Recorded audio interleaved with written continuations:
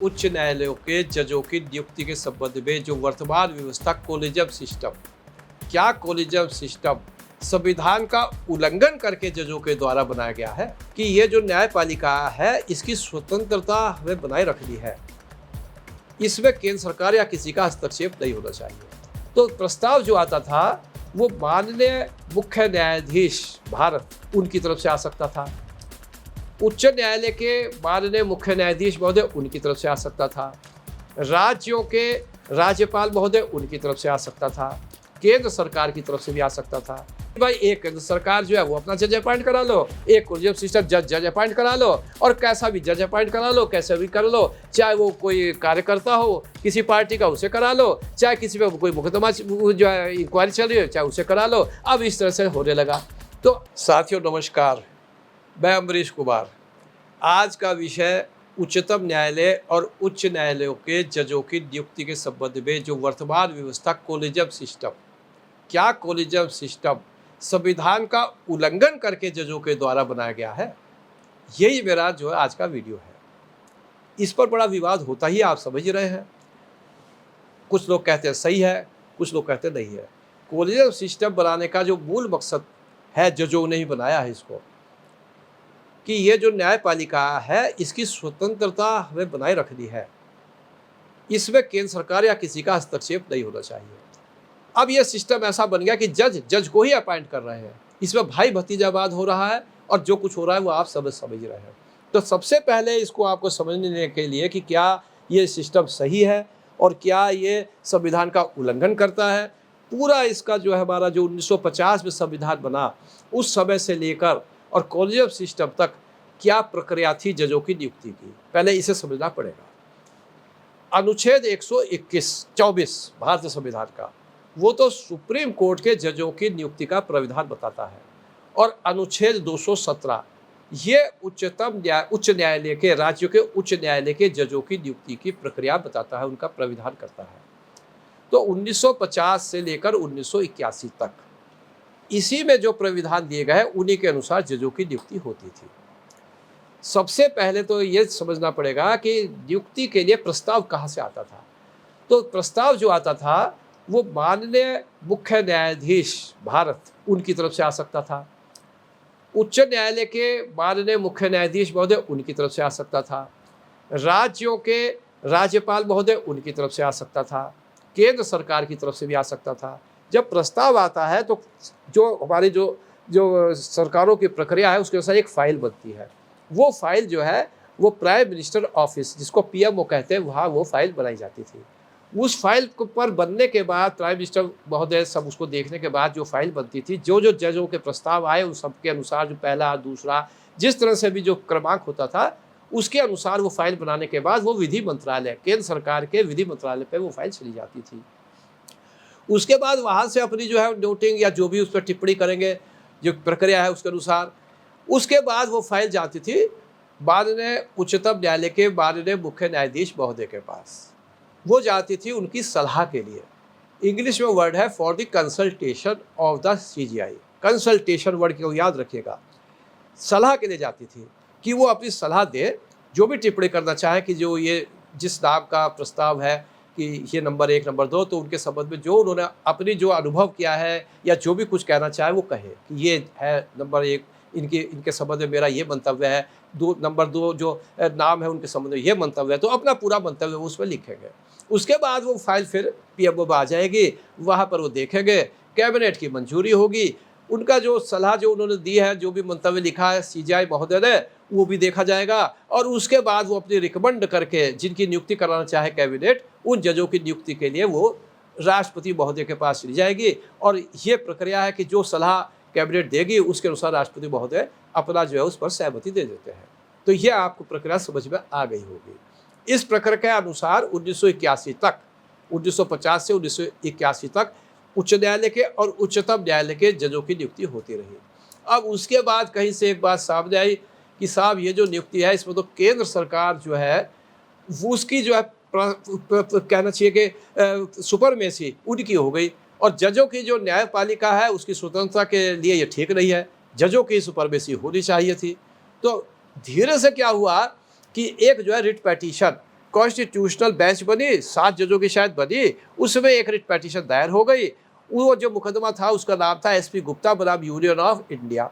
उसमें एक उन्होंने जो बिंदु है वो ये कोशिश करी कि जो कंसल्टेशन शब्द जो लिखा हुआ है कि सीजे महोदय जो है उनकी कंसल्टेशन के लिए जाएगा, कंसल्टेशन को कॉन्करेंस कर दिया जाए, सहमति, कि वो अगर सहमत हो किसी नाम पर तो उसको जो अपॉइंट किया जाए, और अगर वो सहमत नहीं हो तो अपॉइंट ना किया जाए।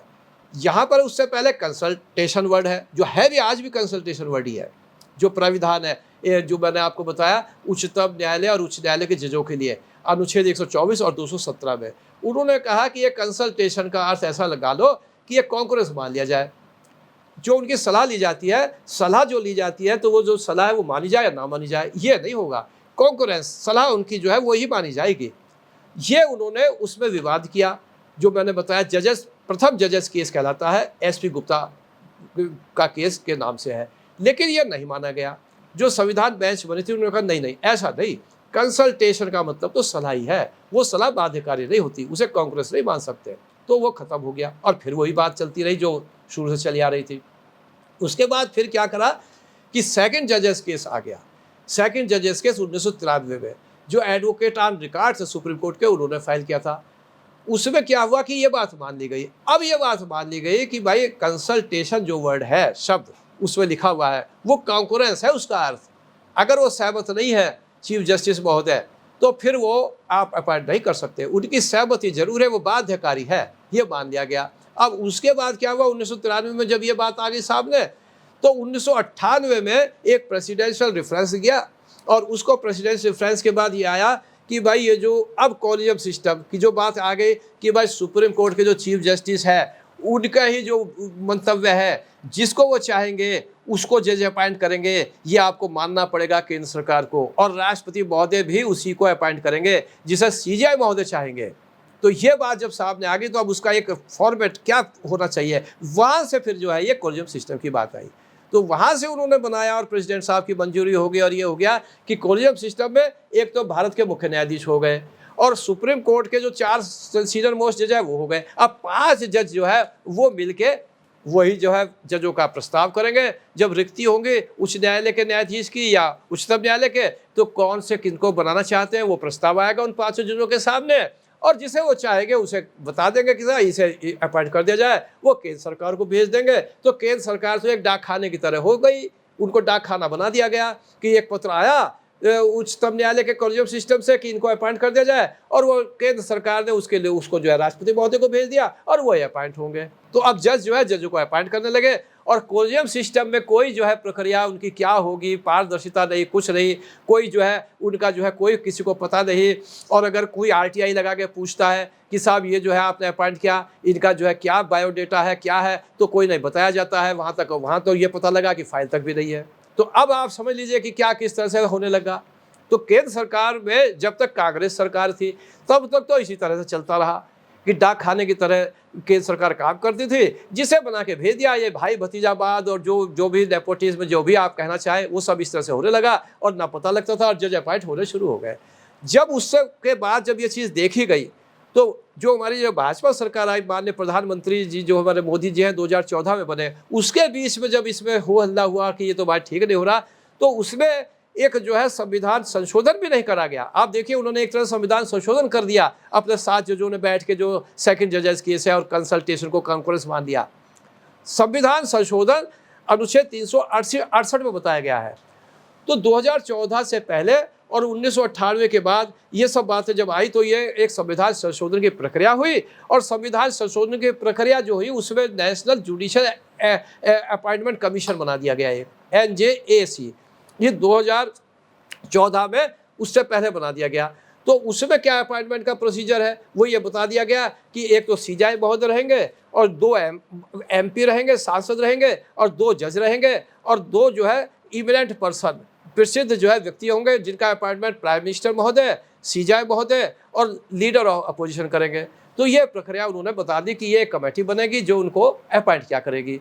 अब ये जो बना दिया गया, तो ये 2014 में जब भाजपा सरकार आई उसमें जब ये संशोधन जब तक लागू हो चुका था, और संशोधन की प्रक्रिया आप समझते हैं कितनी जटिल होती है, तो जो है 2/3 जो है वो पार्लियामेंट के सदस्यों का अप्रूवल होना चाहिए, उसके बाद 14 विधानसभा जो है उनका अप्रूवल होना चाहिए। तो ये सब इस तरह से जो है जनता का जो MP MLA उन सब ने जिस तरह से अप्रूवल के बाद एक संशोधन किया था 368 जो हमारे उसके अनुसार, संविधान के अनुसार जजों के अपॉइंटमेंट के लिए। अब 9 जजों ने जो है वो संविधान पीठ बनाई और कह दिया नहीं नहीं साहब, ये तो असंवैधानिक है, ये तो न्यायपालिका की स्वतंत्रता पे हमला है, और ये सब करा के वो संशोधन उन्होंने खत्म कर दिया और फिर वही कॉलेजियम सिस्टम लागू होता चला गया।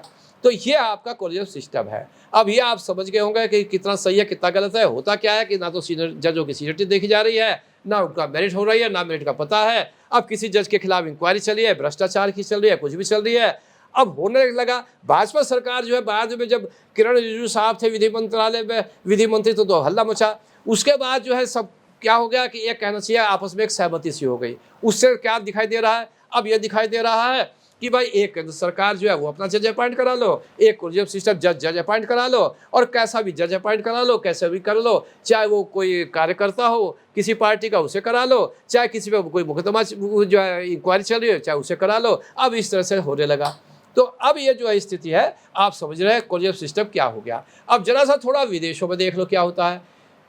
अमेरिका में क्या है, अमेरिका में प्रेसिडेंट जो है वो प्रस्ताव करता है, लेकिन जो भी जज का प्रस्ताव करेगा उसे 50% सीनेट की अप्रूवल, जो संसद की तरह जो होती है हमारी लोकसभा जज की हमारी है, तो उसका अप्रूवल चाहिए। इंग्लैंड का सिस्टम ज़्यादातर हमने अडॉप्ट किया। वहाँ पर क्या है कि एक पहले से एक इंडिपेंडेंट कमीशन बना हुआ है, उसमें जज भी है या जो भी कुछ है, इंडिपेंडेंट कमीशन है। ऐसा नहीं है कि जो जज को अपॉइंट कर रहा है वो अपॉइंट करते हैं। तो ये जो है सिस्टम है। अब मैं यहाँ पर एक चीज़ है जो मैंने आपको बताया कि ये तो सिस्टम है। अब यहाँ ये भी मैं अपना जो मेरा अनुभव है ये भी आपकी जानकारी में और आपके विचारों के लिए मैं बताना चाहता हूँ कि जो उच्च न्यायालय के न्यायाधीश है, उच्चतम न्यायालय के, उनका अपॉइंटमेंट कैसे होना चाहिए। मेरा कहना यह है, जो मैं समझता हूँ कि जब उनका रिमूवल, उनका जो है उनको हटाने के लिए जो प्रक्रिया है उसमें पार्लियामेंट का 2/3 बहुमत चाहिए पार्लियामेंट का, तब वो हटाए जाते हैं। तो पार्लियामेंट को इन्वॉल्व कर दिया, और पार्लियामेंट ही हमारे जो है लोकतंत्र की जो है वो सबसे ऊंची संस्था है और जनता का प्रतिनिधित्व करती है। एक एक MP लाखों नागरिकों का प्रतिनिधित्व करता है। इसी प्रकार से विधानसभा के जो MLA वो भी करते हैं।